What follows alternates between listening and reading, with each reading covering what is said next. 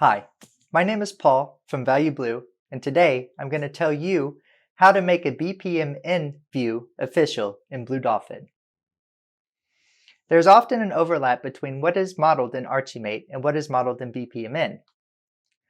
By making a business process view official in your repository, BlueDolphin will automatically populate the Archimate relationships it sees for you in your environment. First, go to the Objects tab and click on the business process you wish to set an official view for. Click on the view you have created, in this case, hiring a new employee. When you go to your views, you can see that no official BPMN model has been set. Click on the view and activate the edit mode. Here, you can check whether the BPN view needs to be adjusted. If not, then you can go ahead and publish the view. The view has now been published. We will go back to the previous screen in the Objects tab.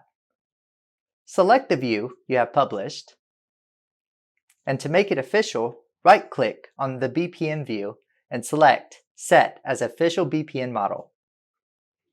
When choosing a name for the official view, we need to be sure it's a unique name that is different from your original view. You can now see the views you have just created is official. You can always take a look at your official processes by clicking on the Go to Official Processes. I'm Paul with Value Blue. Thanks for watching our tips and tricks video.